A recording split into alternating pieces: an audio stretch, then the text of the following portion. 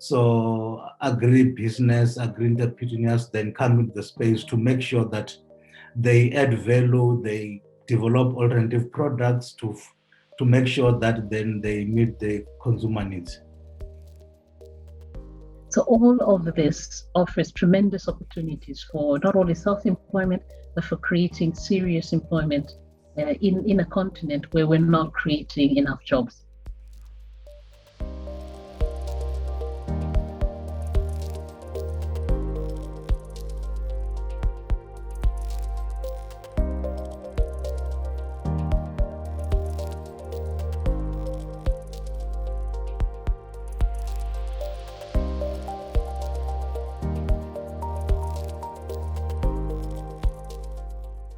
When we look into agriculture, agribusiness is important because we are using a lens of food systems.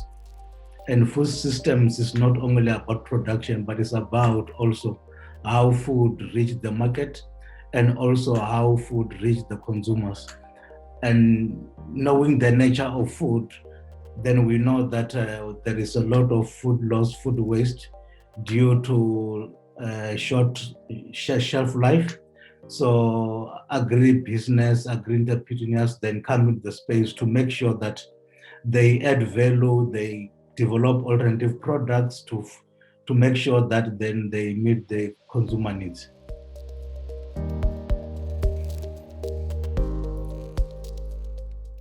Well, I mean, indeed, I definitely agree to this, because agribusiness is really the future for a lot of Africa. The food markets in Africa have grown and they continue to expand. So that's where the opportunities are.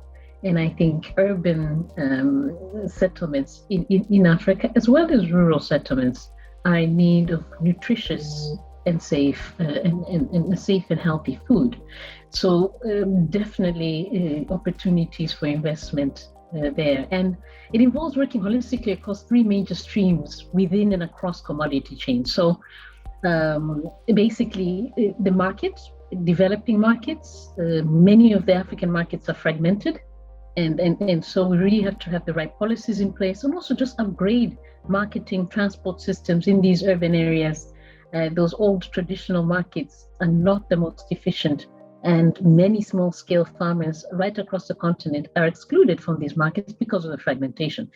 So all of this offers tremendous opportunities for not only self-employment, but for creating serious employment in a continent where we're not creating enough jobs.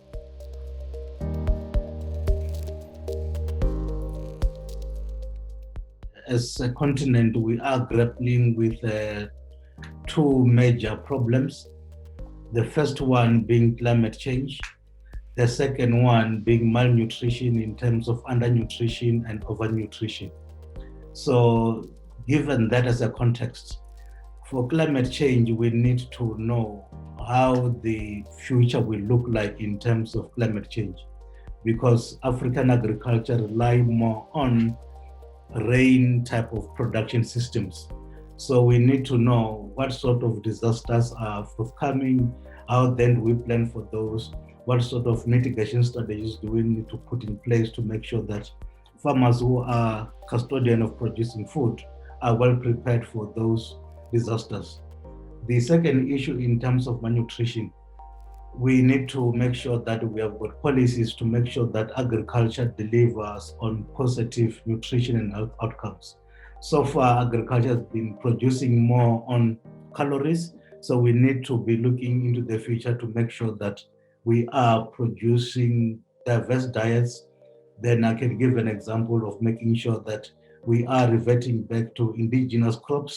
Those are the neglected crops that, in terms of nutrients content, then they are rich. So how then do we bring them into the mainstream of food systems?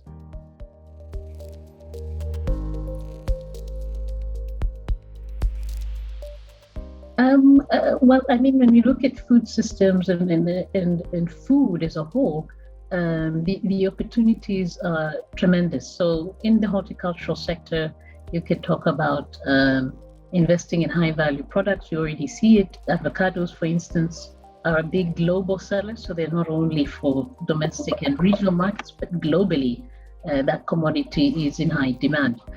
So looking at fruits and vegetables as a whole, you can actually harvest 3 times a year if you've got the right technology with drip irrigation, etc.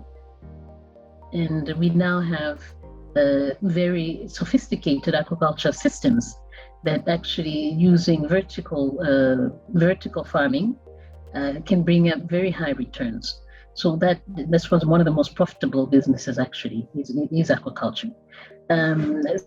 So we also see opportunities, as I mentioned, in agricultural technologies, not only on the digital side, but also mechanization. And increasingly that is an opportunity in the market, and we're looking for that. So young people should invest in boosting their ability to do that. The whole remote sensing, the application of digital GIS, looking at soil fertility, actually combining and being able to, put blend solutions for fertilizer. There's not a lot of people with that skill set yet, but young people should look at how to do that. And then, of course, in food processing and food processing technology. So how do you get tomatoes, tomato paste? How do you get potatoes to potato chips? In that whole area, in the food and safety, quality control, traceability area, these are skill sets that are also needed